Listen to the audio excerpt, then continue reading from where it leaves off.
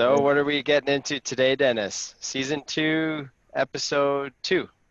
Episode 2. And this first module, we've been talking about building authority.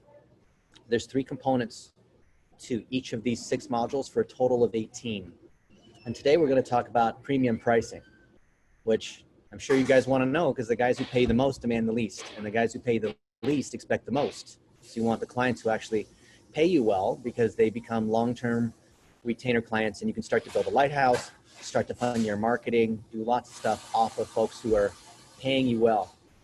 But before we get started, I want to know who of you, like where are you right now in your agency process? Just let me know in the chat. Are you just getting started? Is it just you? Are you a freelancer with a few other people? Or do you actually have an agency where you have multiple people working for you full time? And what is your revenue category? You're under $10,000 a month in recurring revenue. You're between 10 and a million, or you're over $1 million. Some of you guys are solo. Okay, so are you solo? How many folks are solo? Oh, well, most people are solo, huh? Under $10 a month, Kathy? You mean under 10,000 a month, right?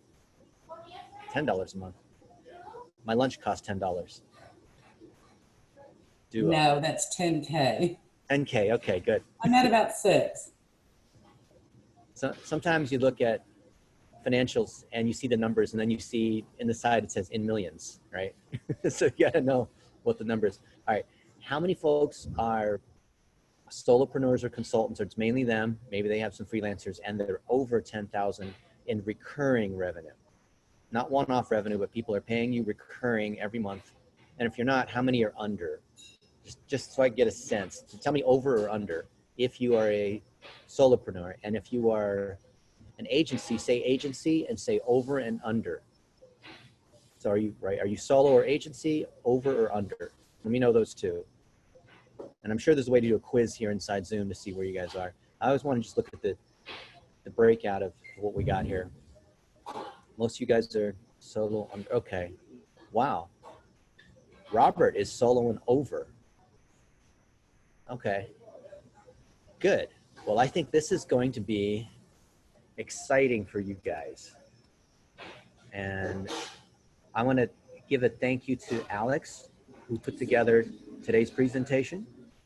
And I apologize, a little bit noisy. I think they're trying to play some pop music here.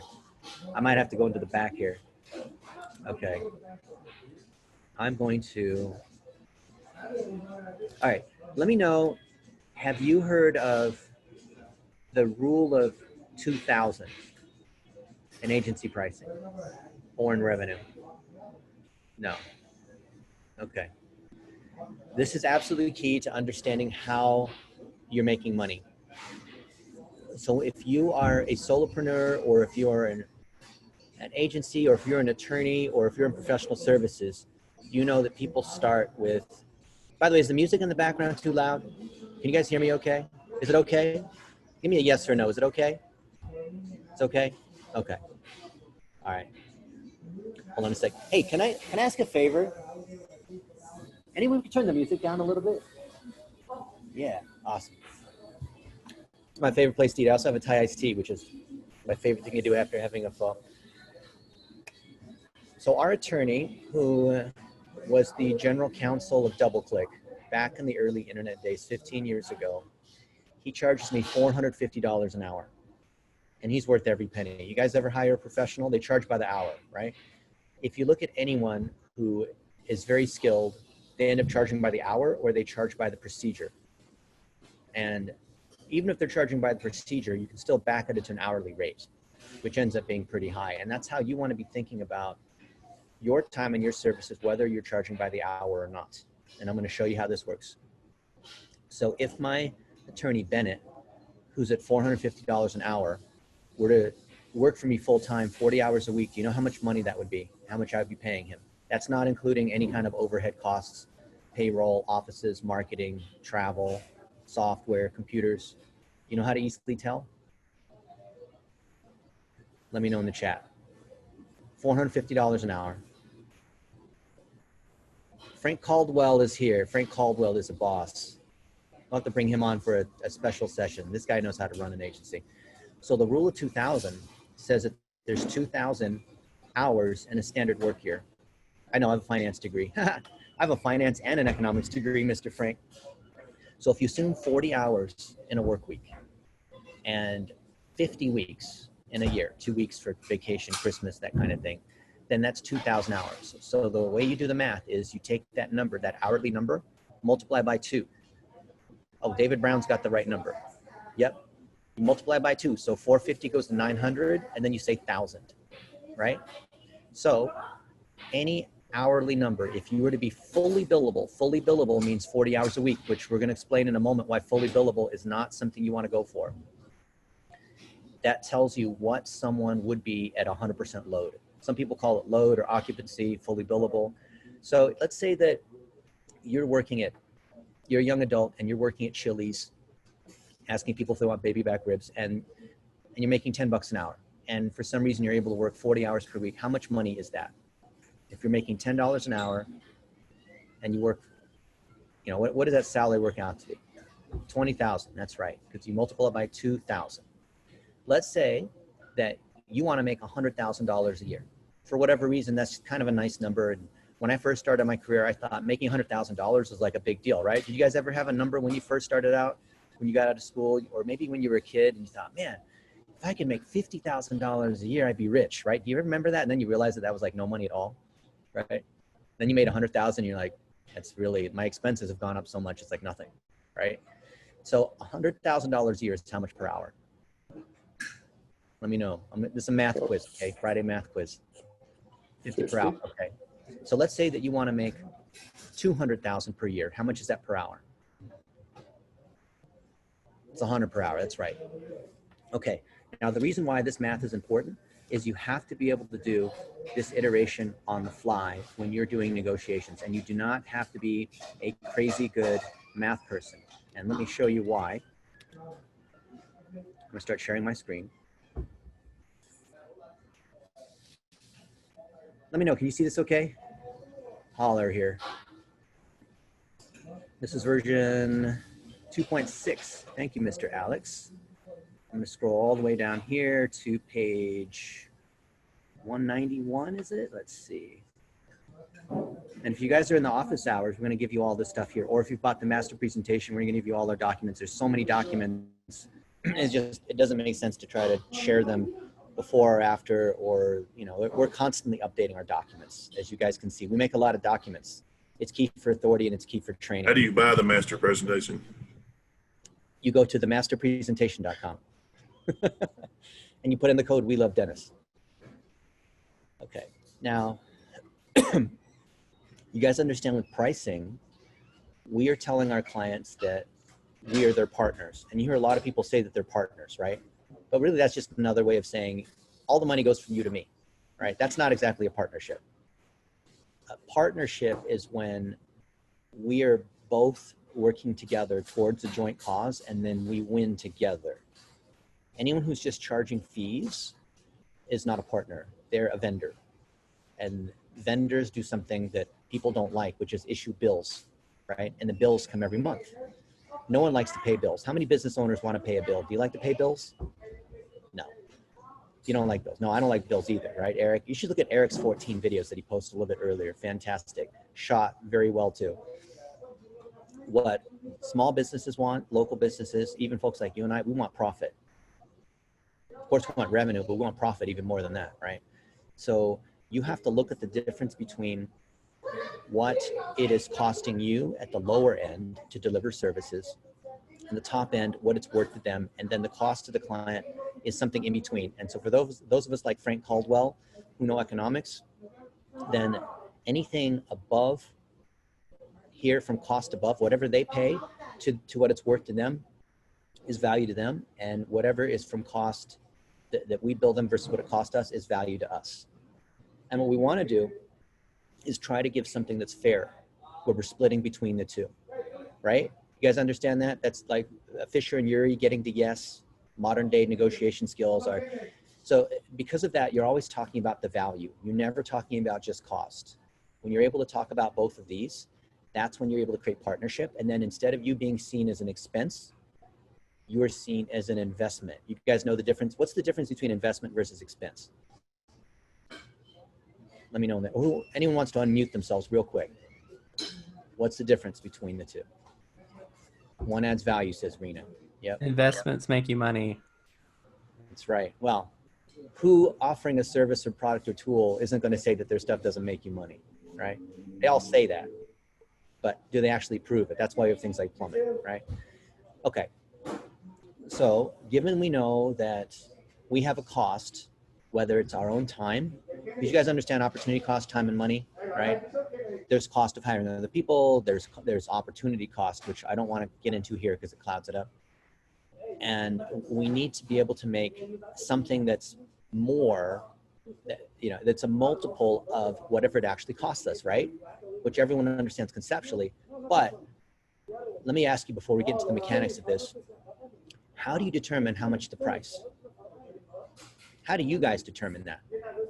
Let me know in the chat. Do you just have a menu and say this is what the price is? Do you have a markup on your hourly? Do you just base it on what other people charge? Do you base it on how much money they can afford and you just see like how much they have? Do you base it on the size of their problem and then estimate based on what that problem's worth? Cost of Vendasta and double. That's one way to do it. I would double or triple it. I'm going to show in a minute why you need to at least double it or at least triple it. Not because you're trying to rip people off, but because there's other costs that you probably don't account for, which is why most agency owners are broke. Most agency owners are broke. And it's not because they're bad people. It's not because they're incompetent. It's they don't understand the cost structure.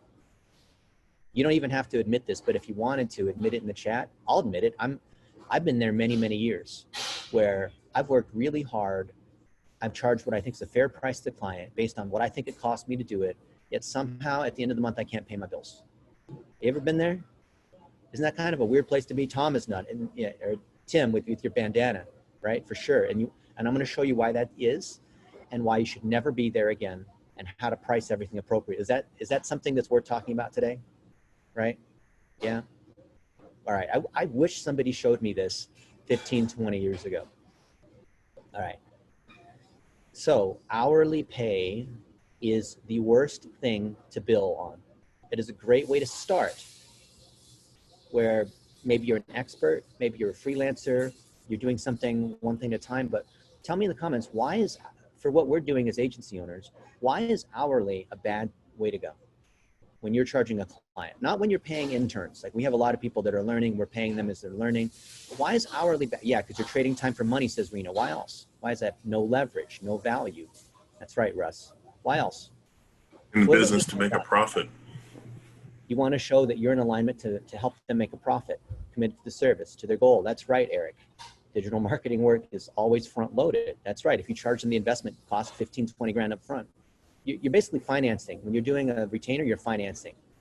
Therefore, if they don't stay with you, and most agencies, they churn out after 4 months, you've lost money, right? They got to stay with you at least a year. Okay. That's right, Mr. Frank. Now, before we go to this next piece, most of you guys are freelancers and you are under 10K a month, which means you're under 120 in recurring revenue per year, which might sound like a lot of money. It's actually not very much. What do you think the average agency, let me know in the chat, what do you think the average agency or owner, or sorry, freelancer, one person consulting person makes per hour in their agency, right? How much per hour? 40, 75, 20, 30, 100. Keep them coming. Let me just see kind of what the range is. 50, 125, less than min wage. It is when you work it out that way. Yeah, it is. When I worked at American, I think I worked it out to $8 an hour. I was making 36.5, working 80 hours a week. $5, says Dr. Jordan. The actual number is, survey says, $41 an hour. Now, for those of you that guys, those of you that know about the rule of 2000, $41 an hour is how much per year fully loaded? That's right, $82,000. Why are we doing this again? Because it's important. Because I do it why? It's like working out. You imagine like working out one time. Tim's like, oh, I already worked out. I don't need to ever work out again. All right, I got 6-pack abs, right? No, you got to keep doing these exercises. And what is the average utilization rate fully billable, or not fully billable, but what percent of the time of the 40 hours is someone able to actually bill? Give me a number from 0 to 100 for these agency owners. What percent of their time, 0 to 100, are they able to bill? 30, that's actually pretty accurate. 50, 10. Frank, what's your number? Frank's got a really high number, right? Oh, you're at 30? Oh, for some reason I thought you're really high. I've seen some people boast that they're at 70 or 80. The average is 53%. And what does that work out to? About 45,000 bucks a year, right? Which is not that great. So if they're making $41 an hour and they're at a 53% utilization rate, what is that hourly rate? I know I'm doing a lot of math here, but you're gonna see where this is gonna go. Where does that take you? What is the true hourly rate, fully loaded? So 41 bucks an hour to 53% utilization is how much per hour? It's right, it's 20 bucks an hour. Okay. Now, the average agency, where you have more than one person, and thank you, Alex, for putting these stats together. The average agency is billing at 125, which is triple, and they're at a 60% utilization. In other words, their load, right, 60% of the time. So that's 24 hours on a 40-hour week. So 60% utilization at 25 bucks, at 125 is what? That's 80 bucks, not even 75 bucks, right? It's not very much, 78 bucks or whatever it is. 75 bucks, is it? So 75 bucks is how much per year? 75 minutes. So it works out to a fully loaded $75. Right? Yeah. So 75 bucks an hour is 150. Look, you guys are quick, right? And we know that 150 a year is 75 bucks an hour times 2,000. But if you're making 150, if you're making $150,000 a year and you're at only 50% utilization, then that means what? You've got to be billing 150 bucks an hour. Or no, what am I saying? Whatever, you understand what the numbers are, right? If you want to make 150, that's 75 bucks an hour. If you're 50% utilization, it's 150, right? See how that math works? So if you were to bill by the hour and you look at your stuff as well, I think that this website design would take 10 hours and my time's worth $125 an hour. I'm going to therefore charge $1,250, right? Is that the kind of math that you guys do? That's what most people do, isn't it? But why is it that utilization, even on average 60%, and that's actually a pretty normal number, and you don't want to have higher than that. Why is it at 60%? So what's happening the other 40% of the time? Let me know in the chat. What are they doing? What are people doing? Going to the bathroom. They're having to travel, playing solitaire, meetings, training, teaching, transition, meeting, eating, R&D. Yeah, they're investing. Yep. Researching, training. I believe that a healthy utilization is about 50%. And let me explain why that is. Is anyone watching think tank sessions? That's right, Mr. Mike. We're investing. So who here has heard about learn, do, teach, which is one of the 9 triangles? Yes, Tim. Who's not heard about learn, do, teach? Just let me know. No, everyone knows what that is? Okay, I'm not going to go into detail on that. Oh no, a couple people don't know. All right. The idea is that you are an agency owner and you have to work on your business instead of just in your business. So if you are working all the time doing digital marketing, working with clients, building campaigns, doing stuff that you could potentially have someone else do. Not to say you don't want to do all the work, not to say that you don't want to not do the work, but that doesn't leave you time to be able to invest in your knowledge and learn. And that doesn't give you time to build processes and be able to train up other people and to be able to do things like marketing and be able to get the word out based on what's working and to be able to attract good talent and to be able to increase your skills and build your network. And that also includes time for lead generation to get more clients. What percent of your deals are you closing? Let's be honest. How many people do you have to talk to get one more good client? For us, it's about 1 in 3. Oh, Amy's about 30%, which is about 1 in 3. If you're higher than that, then you're talking to some of the wrong people. 25. Okay, isn't 25%? Yeah, rule of 3. Yeah. Some people claim they close 70 or 80% of deals, which I'd say, well, your price is probably too low. Or you're closing customers that you don't want to close and they're churning out on you, right? So it's important because if you close 1 out of every 3 customers, which should be about where you are, then those other 2 prospects, who's covering the time to do that? You had to put together a proposal, you had to spend time, you had to travel there, you had to do whatever, research. The cost of those 2 people who didn't become customers had to be paid for by that current customer. If your close ratio is too low, let's say it's 1 in 10, because you're doing a lot of cold calling, then 9 of those folks have to be paid for by 1 paying customer. And that's not fair to the paying customer, right? So if you see that the average agency has these kinds of mechanics and the average freelancer has this kind of mechanics, and you see this is the reality, you probably don't want to become an agency. These numbers don't look very good, do they? Is this what you thought it would be when you came into digital marketing? You probably took so-and-so's course who said you're going to make all this money, right? So I'm going to show you something. 11 or 12 years ago, where is it? I think oh, you know what? I put it over here in Excel. We were working with Facebook. So my buddy Jan Fugner started local for Facebook. This was back in 2000 was it 2009? It's 2008, something like that. Yeah, it's like 12 years ago. And we put together a model. Can you guys see this? Can you see my screen okay? And if you guys, yes, let me know. You can see this okay? Okay.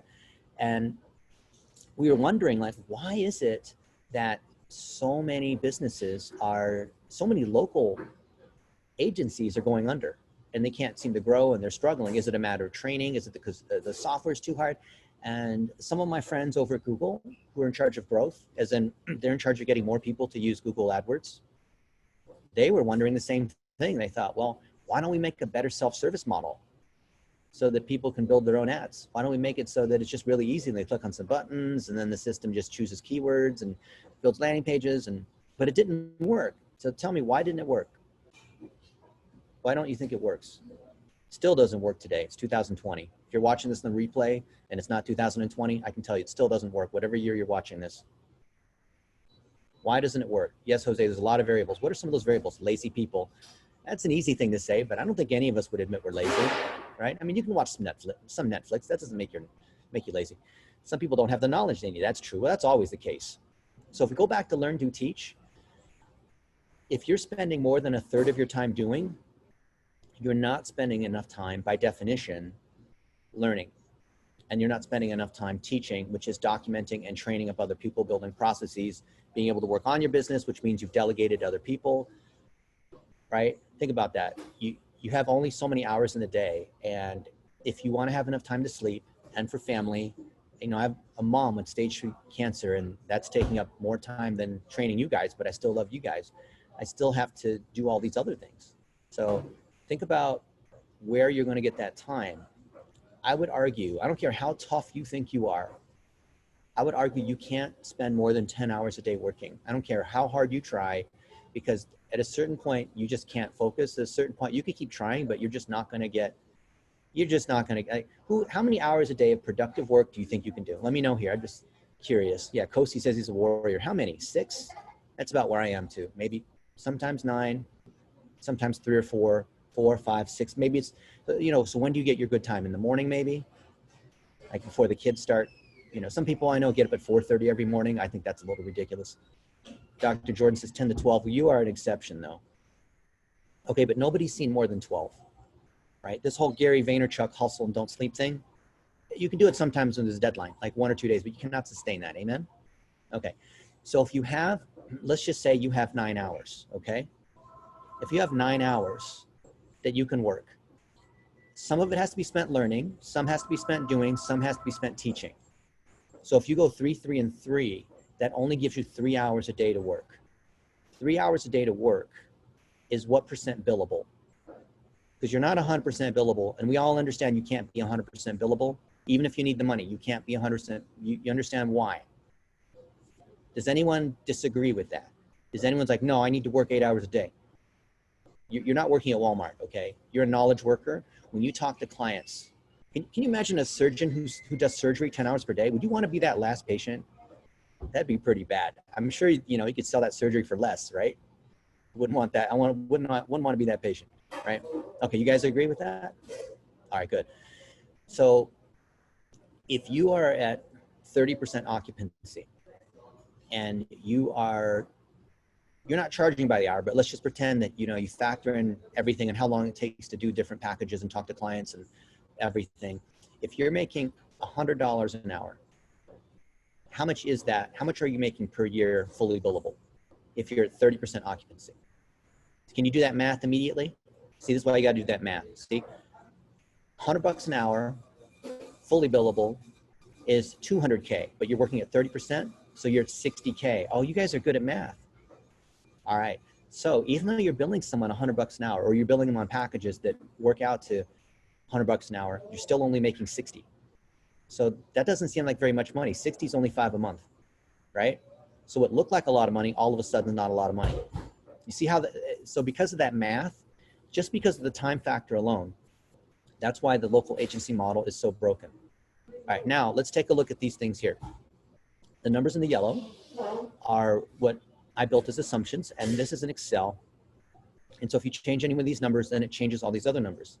So there's the assumptions of, you know, how many clients you can get, how much churn you have, how many people you need to be able to service this. It could be VAs, it could be freelancers, it could be anything.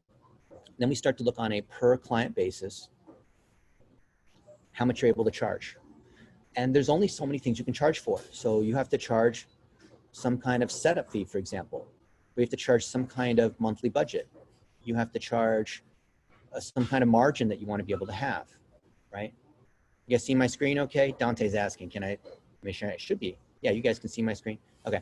And if you play with these numbers, you play with churn rate, you play with things like rev share when you have other partners, and maybe you have to pay an account rep or a sales channel or an affiliate. You have to pay for credit card processing. Maybe you have to pay for systems because you have to set up hosting, you have to set up a domain, you have some amount of marketing and advertising costs, right?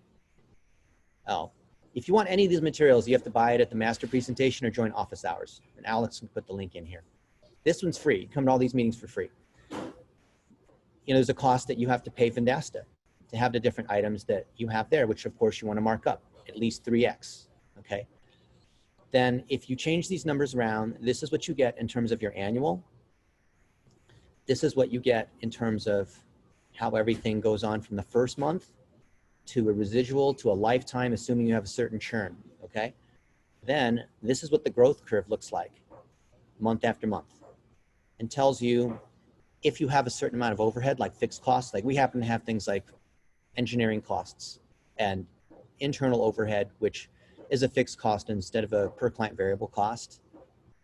Then in this model, unless you get to a certain number of clients, you know, let's say here 15 plus clients, you're not making money, right? And it's only once you get over 15 clients that this margin starts to look pretty good.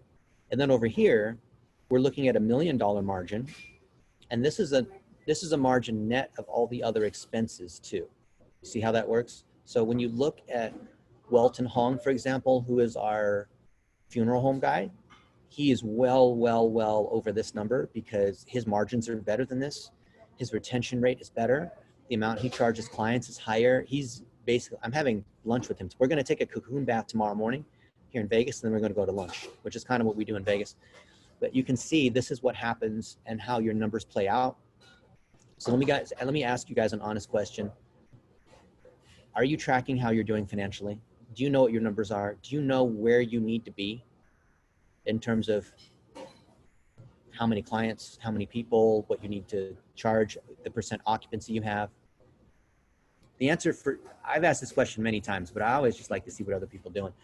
The answer is almost always no. And so if you don't have, like if you aren't doing well as an agency and you're not hitting your number, assuming you have some kind of number, not that, you know, we're not doing it for the money and all that, but you know, if you don't have enough money, you can't pay your kids, you can't invest, you can't do, you know, pretty much everything you need to do, it requires money, right? I was talking to Naveen Jain, he's a billionaire, and he loves to talk about how you need to invest in yourself and, you know, make enough. And he also says like, oh, money doesn't matter. But well, when you have $9 billion, I guess doesn't really matter to you, but for most of us, an extra $1 billion would make a big difference in our life, right?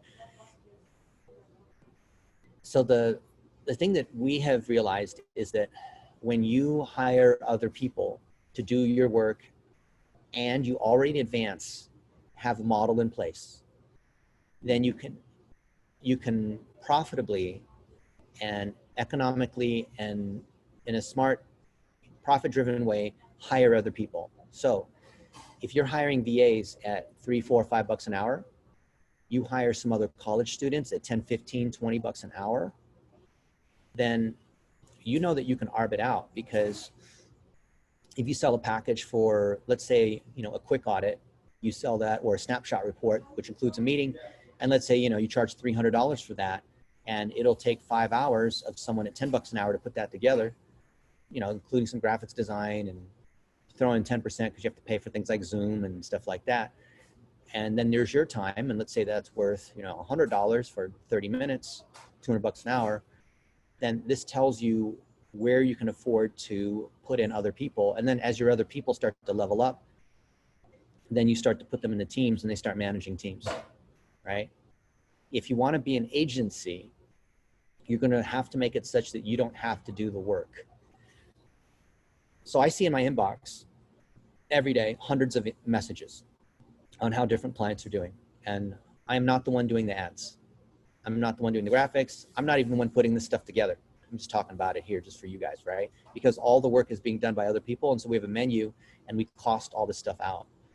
In order for us to get ahead so that we can spend more time learning and teaching and not doing, we've got to delegate it out. So the great thing is that when you delegate out to the VAs and to the young adults and to the freelancers, that frees you time to do other things. Because when they come in this case, we have this 9-level system. When they come in, they're coming in hourly, 10, 15, 20 bucks an hour. Then they're getting a piece of the pie. Once they get to level 4, 5, and 6, they're managing a team and they're getting a rev share until they start their own company. And if this looks familiar, it's called the apprenticeship model. So back in the day, this is before the United States had this weird thing where you could just become the CEO. There's a lot of one-person CEO companies, which doesn't make any sense to me. But until recently, it has always been, in the history of the world, it's always been the apprenticeship model, where you learn under someone else who's an expert, someone else who's a blacksmith, someone else who's a doctor, someone else who, whatever it is, and you start out at a lower price, right? And Dr. Jordan, if you want to talk about it, unmute yourself. You start out at some lower amount to get the experience, to get the client name, to get, the training and all that. You start to learn more by training up other people so you can replace yourself. So then to the doctor or to whoever it is that you're working under, you're able to bring in other people so that way they're not short when you leave. And then when you leave, you start your company, right? And that way you've done well by everybody. You've done well to your mentor, you're doing well for the clients, you're doing well for yourself, right? It's kind of a good thing. And that way, you have equity. And this is what I think about a CEO. A CEO owns something. Not just owns as in their responsibility, but they own as in it's their thing and it's their baby. It's like another child, if you will, right? And so when you look at these 3 different ways of getting paid, one is hourly, which the expertise model will go really far, right? If you're a lawyer, my guy Bennett, 450 bucks an hour, he's great, but he has to work more hours to make more money. And when he's out there networking or he's doing podcasts on the latest in intellectual property in Silicon Valley, he's not getting paid for that, but it's driving more people to pay him 450 bucks an hour, right? And so he can theoretically make $900,000 a year, but he's not. He's probably making half that, which is still not bad. $500,000 is still not bad, but he has to do all the other stuff. Then a rev share, when you partner with other people, which is what we're talking about here, this is how we win together. And I would rather take a smaller piece of a big pie than 100% of a small pie. You guys with me on that? Where you guys are on that? Okay. If we believe in that model, and let's just stop there for a minute. Like, what do you guys think about that model? What do you think about the model where you're building up other people so that you don't have to do all the, because there's stuff that's 20 bucks an hour that's just not worth your time. Why is this chat working? Where'd the chat go? Oh, there it is, hidden over in the corner. Very beneficial, makes sense. Okay. And let's just for fun, because we're all honest here, friend DA, how much do you think your time's worth for an hour? to do some work. And let's just assume it's something that's interesting, something that you would enjoy doing, but it's work. What is your time worth for someone to hire me for a power hour, which is 1 hour? It's $1,500. It's at blitzmetrics.com/power hour, $1,500, and it was $500 like 7 or 8 years ago, and there were so many of those that I just raised it to $750 into the $1,000, $240 an hour. If you're starting, it's okay. You can say whatever the number is, 100 an hour. Okay. So let's say your time. So Ray says 40. Dalen says Russell's 1250. Wow, Robert 100. All right. So let's just take Robert's number at 100. Right. If his time is worth $100 an hour to him, if we look at opportunity cost, of all the things that you do every day, if you were to sort all of them by how much is worth per hour, like mopping the floor in your kitchen, what's that worth per hour? Is that worth $100 an hour? Doing your laundry, mowing your grass, setting up WordPress, setting up digital plumbing, building landing pages. Like, are all those things worth $100 an hour? What are those things worth? No, they're not. So if your time's worth the number that you typed in, and this other stuff is only $20 an hour, $10 an hour. And by the way, if you have a per task cost, so if you can buy it on Fiverr or if you can buy it through the Vendasta marketplace, you can back into what the hourly cost is, right? Because if you pay $200 for something that takes 2 hours and it's $100 an hour, you guys follow me on that math? Everything we're talking about today is backing everything into an hour, a per hour rate from a task or from a salary, and then figuring out how to delegate it out. So it's no different than buying a software package, like buying a snapshot report for $2. It might take you an hour to assemble your own thing. So is your time worth $2 an hour? I hope it's worth more than $2 an hour. Okay. Yeah, Shelly says, every time I mow my lawn, it's costing me money. Absolutely is. I want to show you something that we put together. Let's see if I can find this. This was, I think, almost 15 years ago. Let's see if I can find it. I think I downloaded, where is this thing? This one. Actually, let me ask in the chat. We can play Choose Your Own Adventure live. Would you like to see what we did for Allstate Insurance, which is a big insurance company, on their SEO, PPC, and affiliate stuff? Or would you like to see the original audit that we put together for any kind of local business? So let me know, Allstate or local model? Both? We can try to do both. We're already 140. Okay. Local model? You guys want to see the local model? Okay. If we have time, then we'll go back to Allstate. See, we get to vote here. If you don't vote, it doesn't count, right? There's the Allstate SEO analysis right there. Let's look at this then here. All right. So this is what we call the master deck. And we have a lot of these master presentations. This master, why is that not opening? Master. Do I already have it open? Is that why? Let's see here. Look at all these presentations. Isn't that crazy? Here we go. Oh, look, there's my camera uploads. BL Master Deck. Let's open this one here. Oh, because it's in PowerPoint. All right. So we have done so many of these things that, and you name it. We've done it for Coca-Cola, for Home Depot. We did this for big companies, okay? And we charge them whatever, $5,000, $10,000. Now, this is ugly as you see it here because it's a template, okay? So the thing that they see is not this, but this is enough to be able to walk through it. So you can see this thing goes on and on and on. See this? Now, the thing is, we don't have to use all these slides, but they're all here if we need to. So when you have a good presentation, all you need to do is start opening it up by saying, well, what is it that you really want to do? Oh, I want to compare against the other competitor. I want to compare against State Farm. So we had State Farm as a client, and then we showed them, competitive analysis against Allstate. Then later we had Allstate as a client, and we showed them State Farm using public data, of course, right? Or you want to, bench or do your marketing performance analysis, or look at your earned media, or look at your lead gen, or look at, your social media metrics, or look at how your campaign's performing. So we would literally come in here and start by showing them, hey, here's how you're doing in terms of how big your brand is, or how much engagement you have across these different channels.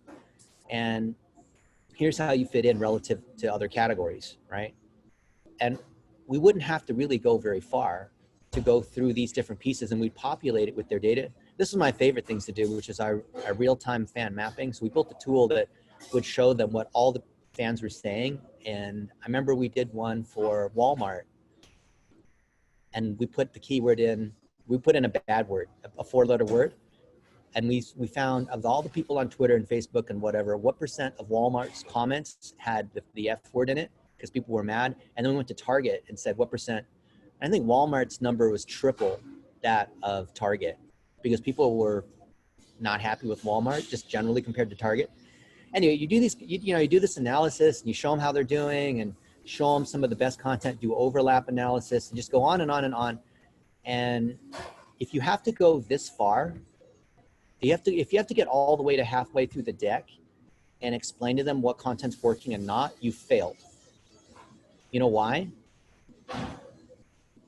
It's because if they're interested and they're excited, then they're already willing to, they're like, okay, cool, let's get going. What's it going to cost? I need to invite this person to the meeting. Okay, show me some packages. Tell me what this is great. Now I want to do it. I want to do it. Right? Exactly. It's too much information, but they're ready to go. So if you end up talking the whole time, you've not won the deal. You've won the deal when they start asking questions and they start asking about your packages and start asking, can you do this? And can you run this campaign? And, oh, we got this other thing that we're doing. Can you, yeah, you get them talking, right? So this is a model that's worked really well for us. And this looks ugly, but then when you start to put their stuff in here, because they love to talk about themselves, and you start to benchmark against the competitors, it's fantastic. What do you think the Vendasta snapshot report does for you? Right? The Vendasta snapshot report is what drives this whole thing for you. And the way George has designed it is to make it easy so that if you go through the training, have you guys seen the snapshot ninja training? See, Andrew posted this, how to become a snapshot ninja. This is fantastic, right? There's a couple of these ones. How to become a snapshot ninja. Yeah, it is good. I was just going over the deck again today. I did it on my phone when I was in the bath, not on this computer.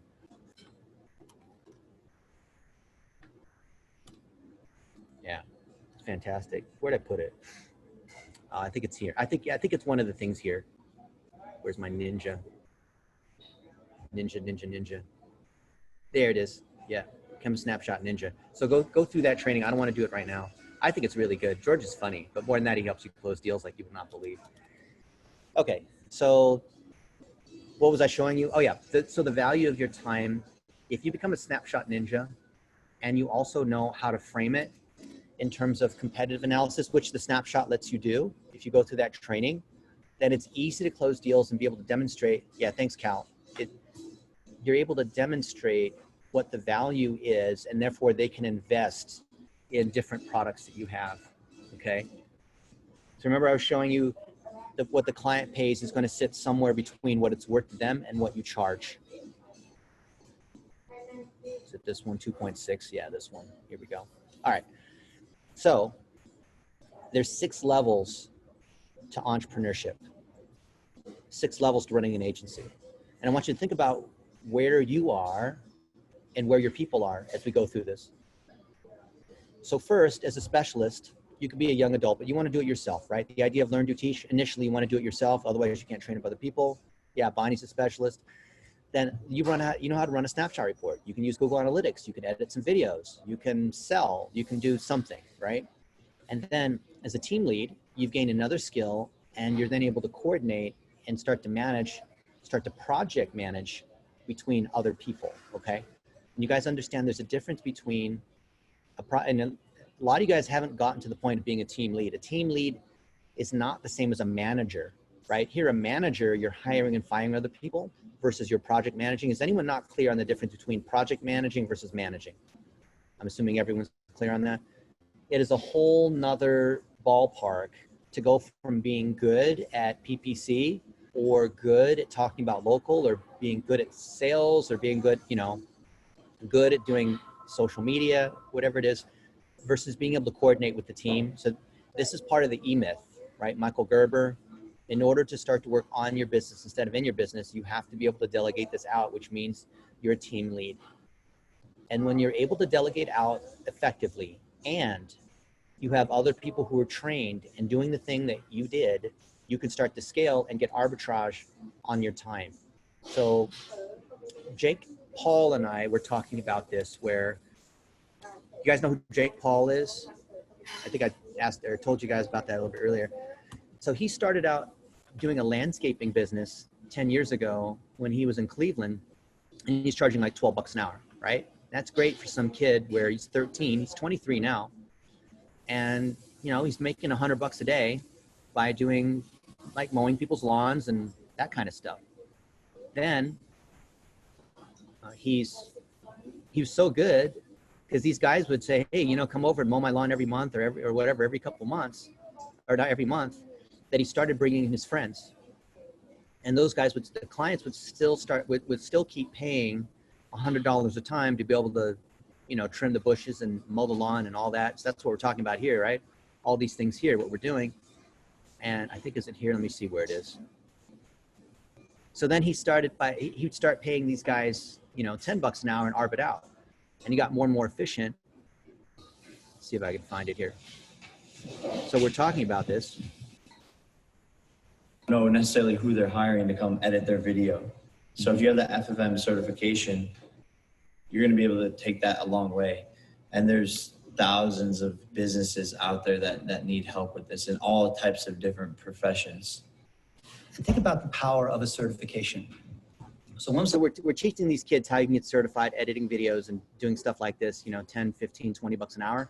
And then we're billing out at 3 times what that value is. So if you sell a video editing package at, you know, $500 and a $10 an hour person only needs 10 hours, that's $100 a cost, right?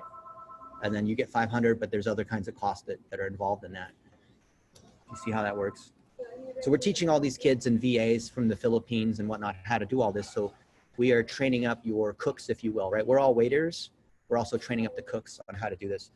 So then you can become a team lead to manage up these other specialists, but you had to do it first yourself, right? And if you don't want to do things like digital plumbing yourself, that's fine. But I just think it's better if you can just do it the first time yourself, because otherwise, you know, people can BS you because you don't really know if they're, not to say they're like trying to lie to you, but it's just good, you know, to be able to troubleshoot if you've done it yourself the first time, right? Then as a manager, you can hire and fire. Then as a manager of managers, this is really where the hard part is. People really don't know how to do that. Because if you don't know how to be a manager, try managing a manager. Because then if someone over here is having a problem, then it's a manager of a manager, right? That's tough. Then P&L, you could be really good at video editing, but you don't understand the financial aspect that we talked about. And then from a business operations standpoint, marketing operations, finance, planning, legal, all these different things that you need to know how to do, right? Oh, there we go. Alex is on top of it. Yeah, Jake talks about his lawn care business. Okay. So for you to be able to scale up, you've got to have enough bandwidth that anyone who comes your way, you can take them on, right? And that means if it's an Allstate that comes in, I'll show you. All right, where's my downloaded files thing? Oh, this thing's in the way. Let's go to Allstate real quick. You find this interesting? Just let me know, like, what do you guys think about all this? You ever look at your agency this way, or you're so busy in the actual, you know, doing of the work that you never really step back and think about your agency? Like, you need to think about this thing as like a business. I mean, today we're talking about the business of running an agency. We're not talking about how do you optimize a report or like, or how do you drive leads? Like you have to spend enough time investing in your business. Okay. So this is what we did for Allstate. I'll show you. Now this is a template. Okay. So we said, hey, for Allstate, oh, this is 2012. They said that, hey, we want to put the SEO team under social media because we believe that that's a smart thing to do. And I said, yeah, I think that is right because there's a lot of overlap between them. And they said, well, we want to know of the different things we're doing for SEO, or, you know, things we're doing. We're running campaigns on Facebook. We got TV commercials. You're in good hands. You know, we're sponsoring things, you know, Super Bowl ads, right? How is this actually affecting our ranking in Google? How is this affecting our traffic? Is this helping our individual agents? When we train up our agents on how to respond on social media, or how to do a good bio, or change their headshot, or optimize their description, or respond to negative reviews, how are we doing? So we built a tool that goes across and scrapes all of their agents. And we use some of these, we use third-party tools as well, but we made our own tool. And by the way, this is before Vendasta did not have the snapshot report. So we had to do our own version of this, okay? So you'd say, all right, this is State Farm versus Allstate. And it looks like Allstate's beating us in terms of accuracy on Bing versus City Search or what have you, right? And this is how many sources we can find for each average Allstate agent versus State Farm. And you can see here, for example, that it's kind of similar, but Allstate kind of has this over here. They're just like a little bit ahead, but most people have about 6 sources, right? And then we started looking at average number of reviews. We looked at rankings.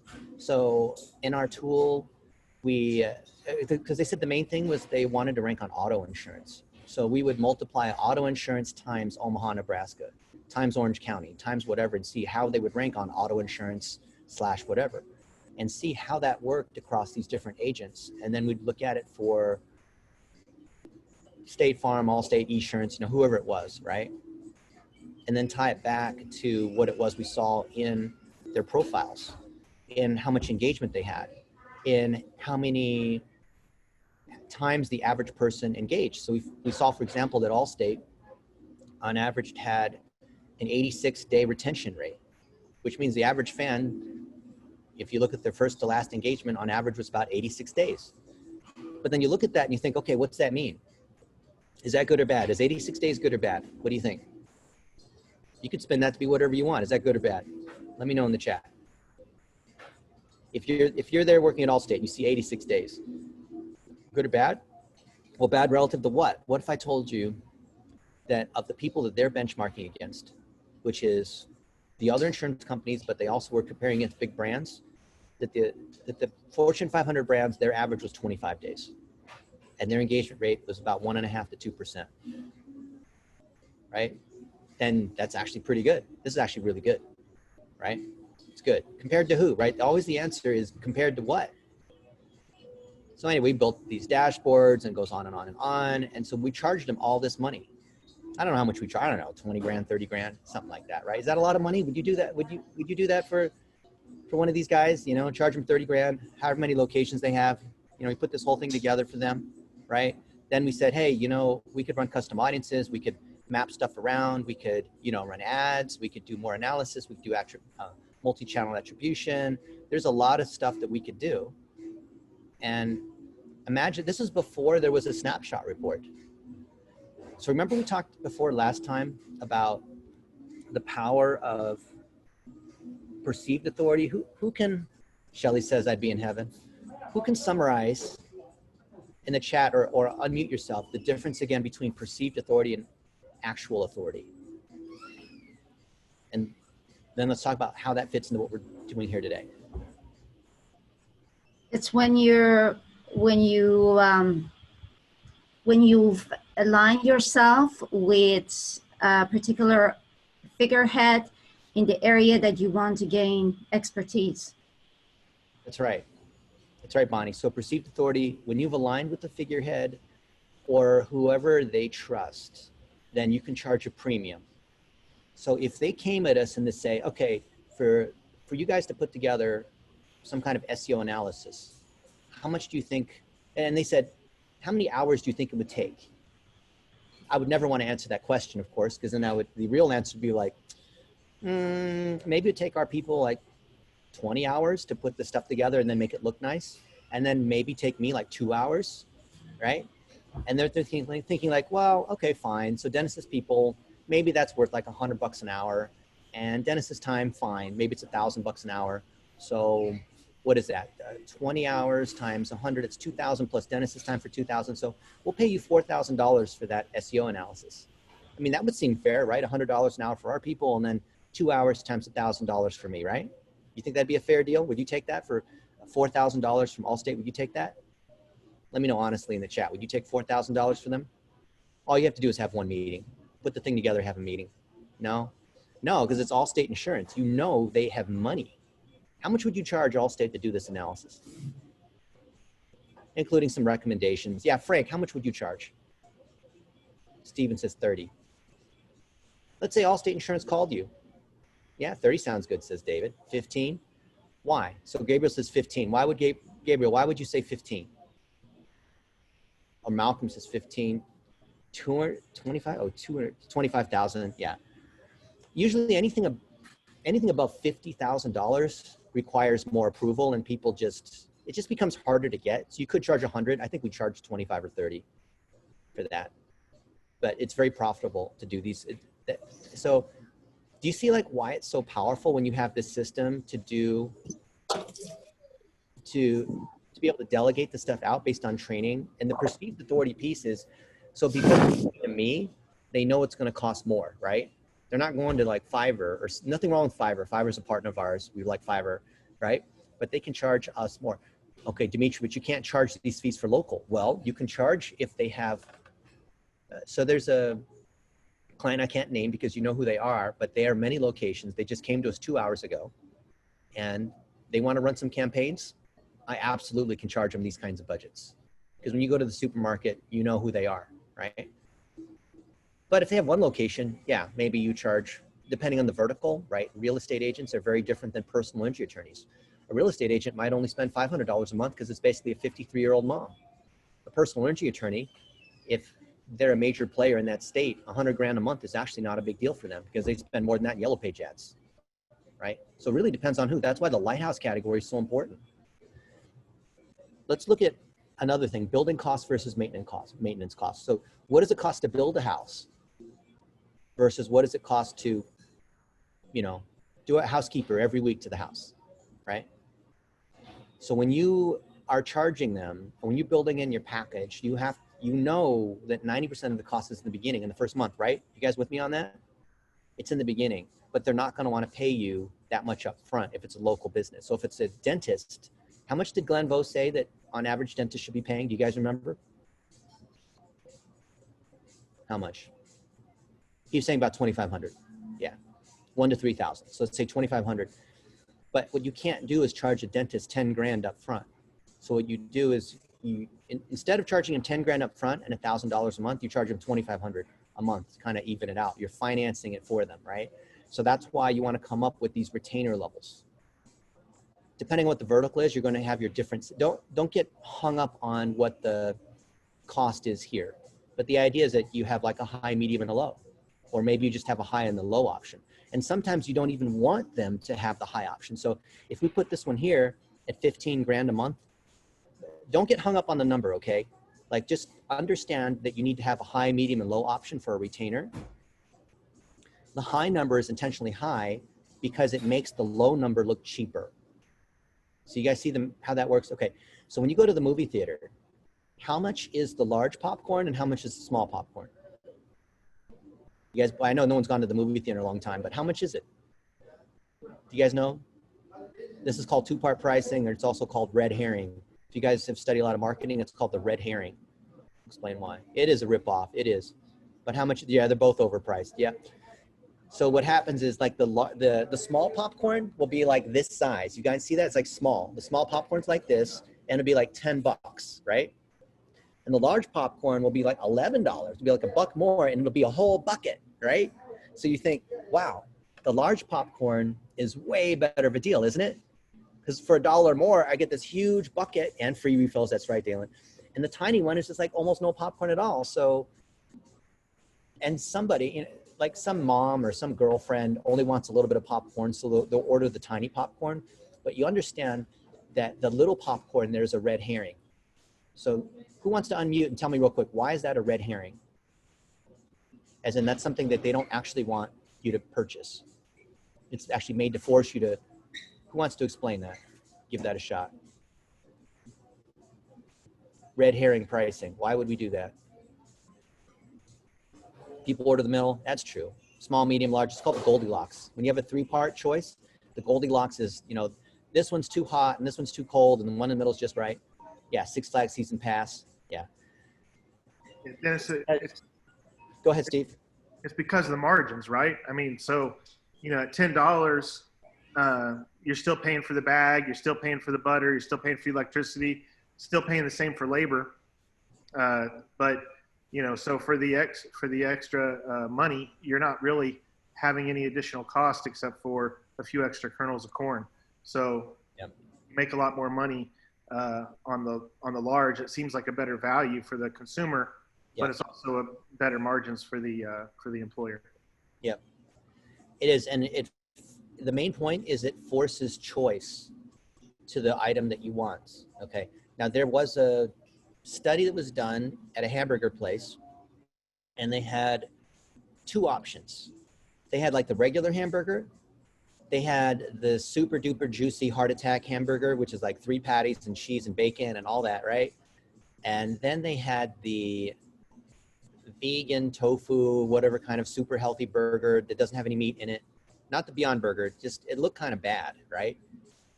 So originally, they'd sell the regular burger at $8. They'd sell the one with all the bacon and cheese for like $10. And then they sold this vegan, super healthy, no carb, whatever kind of burger for whatever, like $8. What do you think happened when they kept the menu exactly the same, except introducing the non-meat burger? What do you think happened? Everything was the same. Originally they had these 2 burgers, then they introduced this other healthy burger with no fat or whatever it was, right? Not made of meat. What do you think happened? I'll tell you. More people chose the burger with all the cheese and fat and what have you, right? Why do you think that is? They ordered that loaded burger, right? Not because it was the choice in the middle, but because the organic or, you know, no meat burger reminded them of how much more delicious that loaded burger is. Why do you think jewelry stores, when they put diamonds and fancy watches and things like that on display, why do they display them against a black background? Perception, perceived value. It stands out. That's right, David.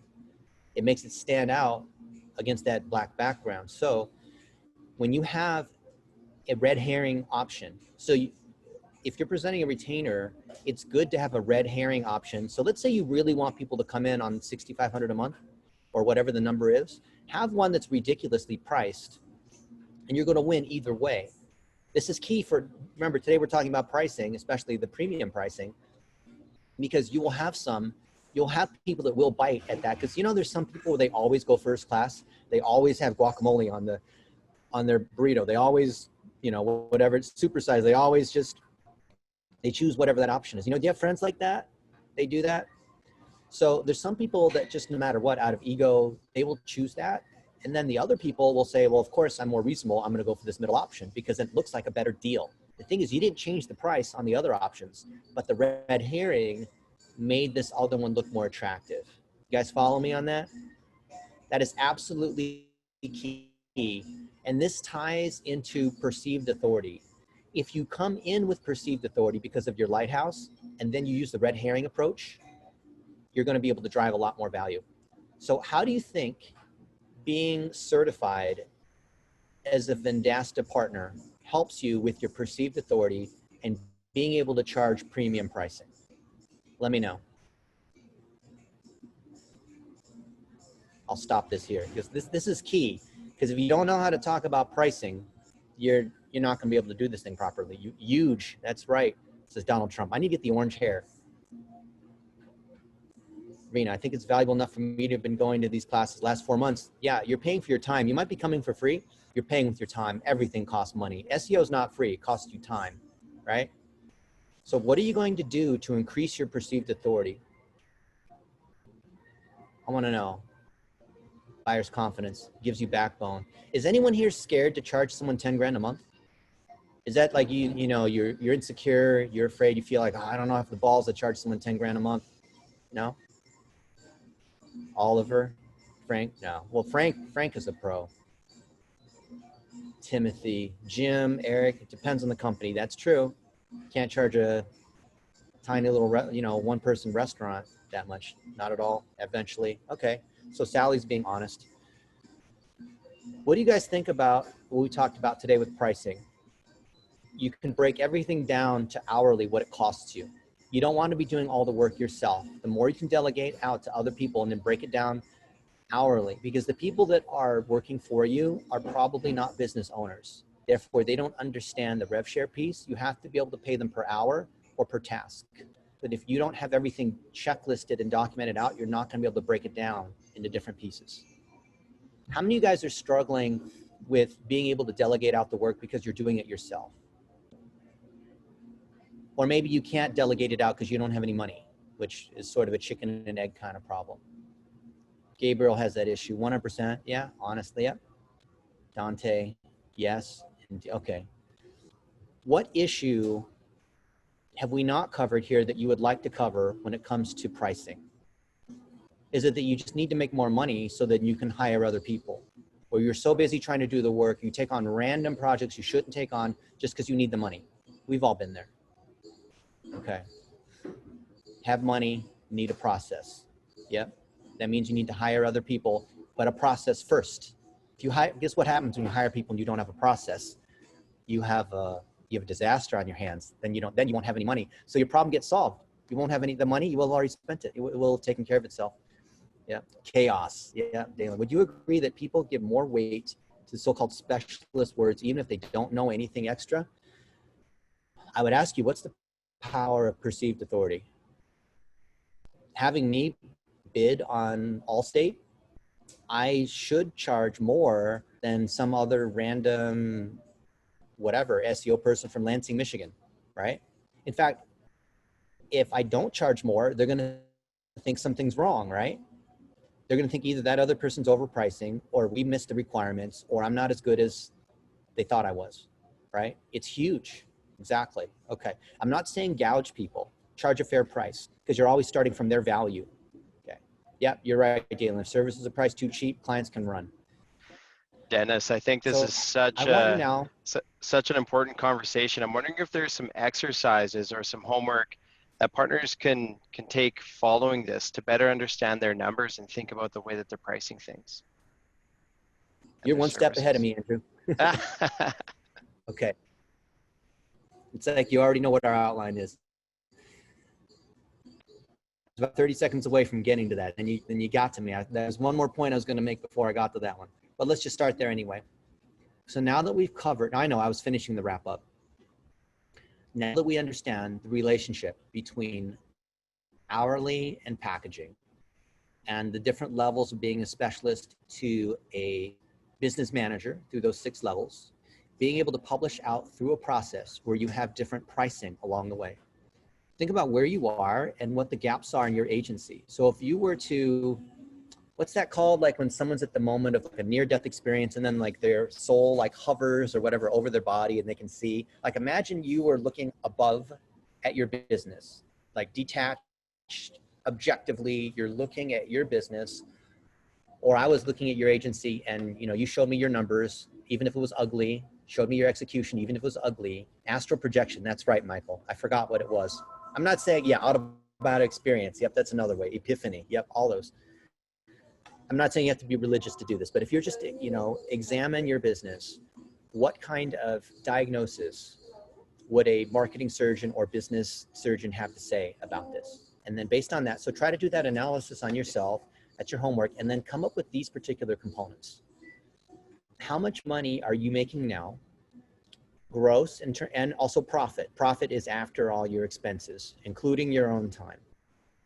And what is your average hourly rate? If you were to calculate that based on how hard you're working, how many hours a day you're working, if you were your own employee and you had to actually pay yourself, because your time is valuable. A lot of people, they pay themselves last and they just value their time at 0. Then where would you be as a business? What do those numbers look like right now? In fact, I just write those numbers down right now. You don't have to tell anybody, but if you want to tell, you can tell, say it in the chat or tell me privately. What do those numbers look like right now, right? Your revenue, your net, how many hours you're working, right? What your hourly rate works out to. Okay, so that's one column. Draw a line. And then on the other side, where do you want to be in a year from now? Obviously, the numbers should be a little bit better than that, right? So what would that be? Do you want to do 3 times whatever that number is?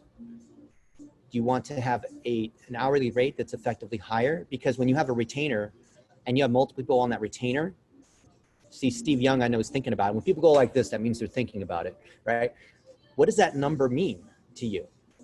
And then with that number going up, maybe then you can start to hire some other people. Maybe you can start to use some of the processes. Maybe there's something holding you back from leveraging Vendasta. I mean, it could be one of those, what does Anthony Robbins calls it? A limiting self-belief, right? Somehow you just don't have the confidence to charge, like you need to like walk on some coals to have the balls to charge someone $500 for a report, even though you paid Vendasta $2 for that report. Yeah, fear paralyzes people.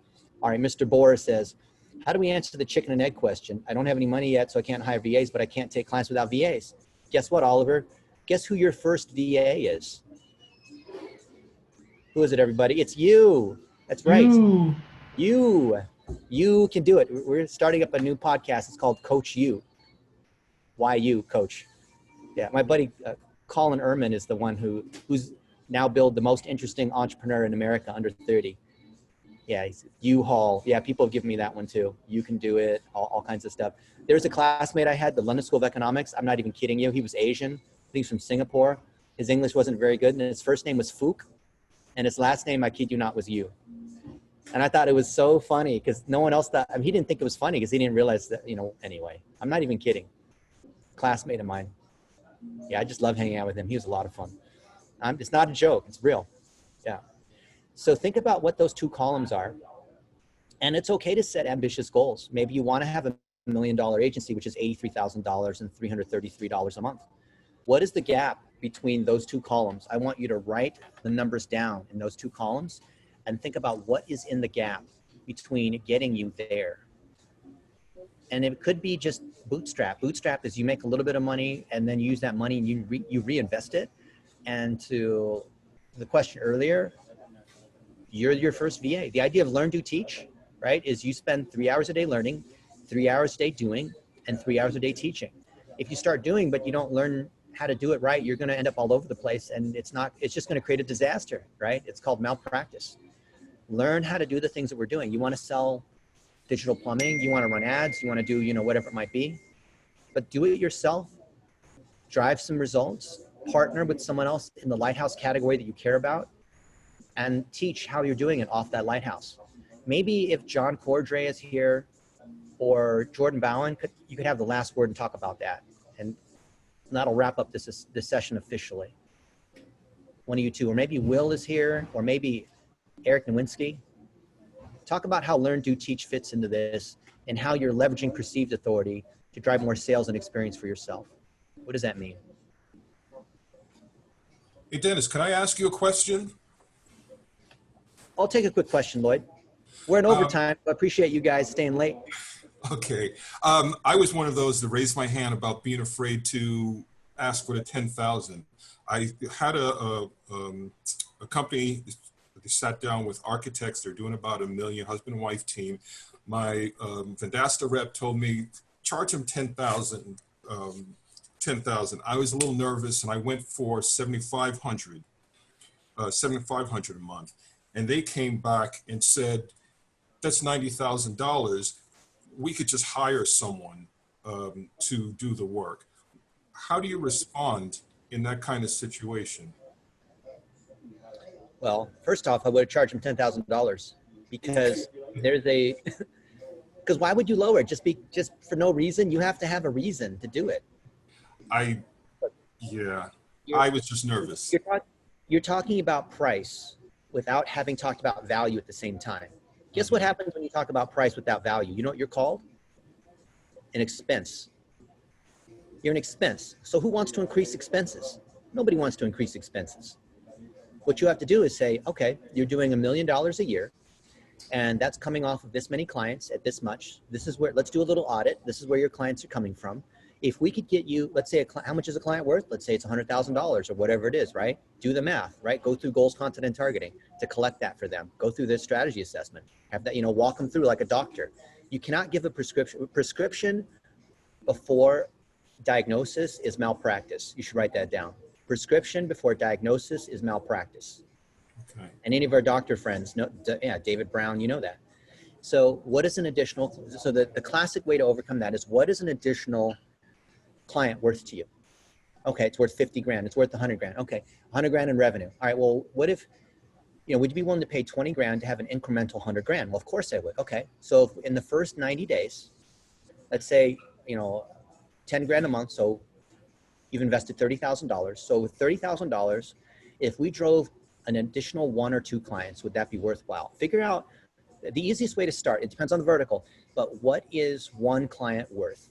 So to an orthodontist, they'd be happy to pay $1,000 for a new patient. So if we could drive one more, here's the math, right? If I can drive one more new patient, one more new client, what is that worth? And then your fee should be a little bit less than that, usually. So when that is how I came back at them, and we're still talking. I think I'm going to get them at that, but it's not an annual contract you're looking for, unless that's the way you're pricing it. You're saying, look, let's have a 90-day pilot tryout. Let's a test. Let's see how much and it's going to take us a little while to get things going. That's why it's not 1 month, right? And here's our processes. You'll see how we're doing along the way. We're testing. I'm going to come back at you, and I'm going to need more videos here and there. We're going to adjust, right? We're not just not like I come back in 90 days and say, ta-da, you scratch off the lottery card. That's not what we're talking about. So show that you have a clear process, and then they will have comfort in knowing where things are. Otherwise, if you don't have that process and you don't have it published, they're going to hound you and call you every day and ask you what's going on, and they're going to be a nightmare client.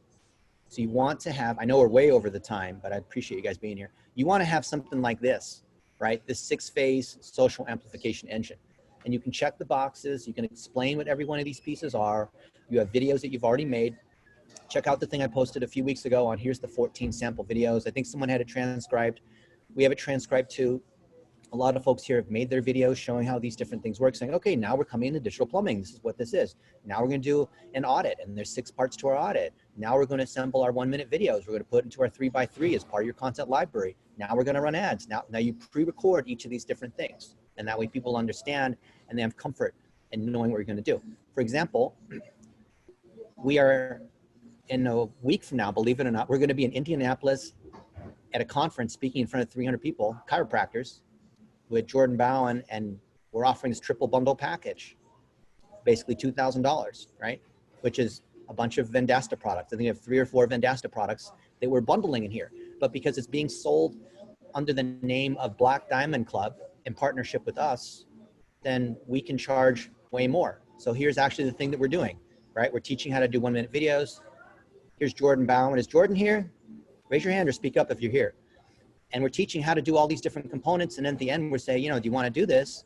We're going to go ahead and show you how to do it. And here's other folks in our group that have been following our processes. Would you like to do it? It's only $1,000 plus another $1,000, right? Lots and lots of examples, massive social proof. And then we have the leader of the thing, Sean Dill, who's gone on and on. We've had 4 Facebook Lives in the group explaining how we do everything. And then we put Jordan as our John Cordray against the Glenn Vo, right? This is basically the Glenn Vo, and this is basically the John Cordray, but we're doing this in every single vertical. So we're blessed because we have 20 Glenn Vos. Now we need 20 John Cordrays, which are like a Jordan Bowen or Eric Nowinski or other folks that are here, right? We have 2 Thank Eric. you, Dennis. Yep. All right, guys. You're here but driving. Got it. So I think we are officially done here, unless there's any last minute burning kinds of questions. I'm happy to stay on a little bit more, but Andrew, do you have time, or should we call it? I think, I think there's been a lot of value in this session, Dennis, and I think there's a lot of action items for here. And Lloyd, I just wanted to say thank you for the question. That is a great example of what you can expect from office hours, right, Dennis? Like a specific question like that. I have this opportunity, I'd like to speak to this. Can you help me with this? Help me position, help me, structure these things. That's a great example about something that you would ask during office hours and get that one-on-one time, right, Dennis? That's right. So this time we have here is for training and for exercises. So we're able to learn as a group. But if you want to get one-on-one support, come to office hours. You don't want to use this time here for that because it's not fair to everyone else here in the group. But we have that option. It's $99 or $100 per month. So I think it's a pretty good investment. Yeah. Help you guys grow. All right. And one last shout out to Cal, she's already posted in the the think tank group here. I'll get these out of the way. So Cal's already posted in there. So check this out. We're going to keep everyone up to date with everything that is happening. You can get right into the community, into groups, and then you'll see the Dennis U think tanks. So keep up there with any news. And Cal's already posted some details from this session. So thanks again, everyone, for spending time with us today. I really appreciate you spending the time. And Dennis, thanks again for calling in from, wherever you're calling in from. Las Vegas, Cocoon. Hey, you guys, and you can still sign up for office hours. Hope to see you guys there. Have a good weekend, everybody.